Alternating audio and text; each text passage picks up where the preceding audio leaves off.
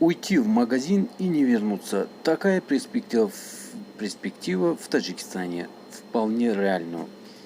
И подписывайтесь на канал, ставьте лайки и нажмите на колокольчик, чтобы не пропустить следующие видео.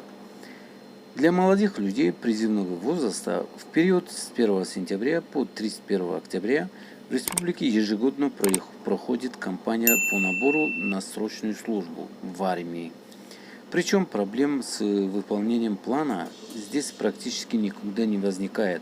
Однако вместе практики, приятной и в большинстве развитых стран, в Таджикистане парней в буквальном смысле похищают, сообщает в настоящее время.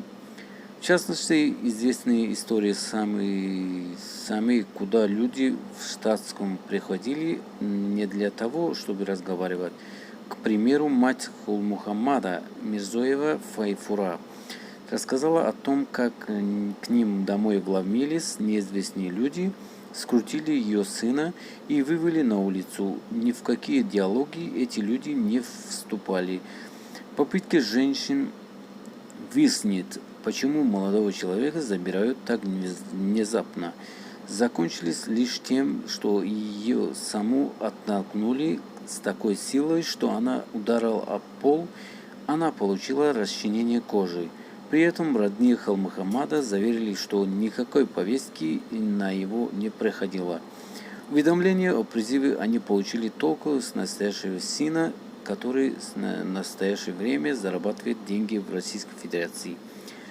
О подобном инциденте рассказала Сангимо Хусейнова, бабушка молодого человека, который трудился на строительстве, чтобы прокормить ее и себя. После смерти родителей по закону сирот в армию призывать не должны.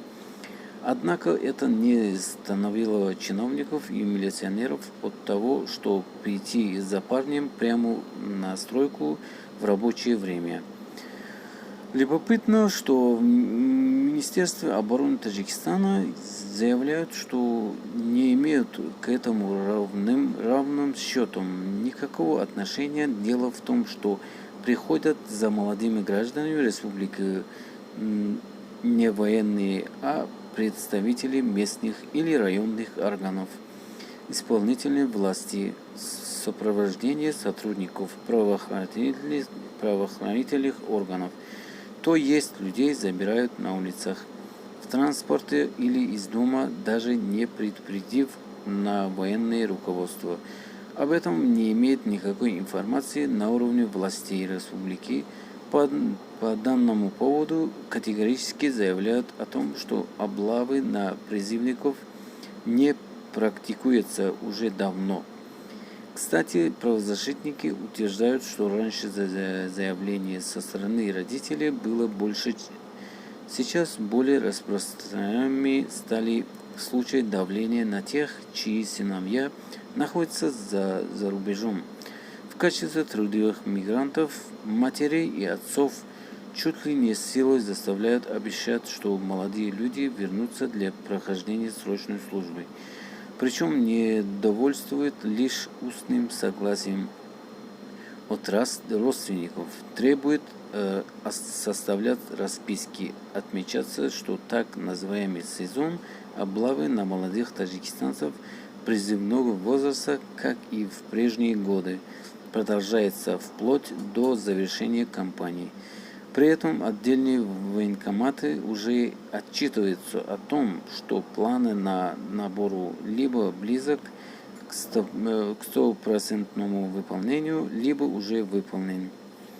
Дорогие зрители, что вы думаете об этом? Это дикость или что это за страна? И что вы думаете об этом? Почему так обращаются с людьми? Это нарушение прав человека. Пишите в комментариях.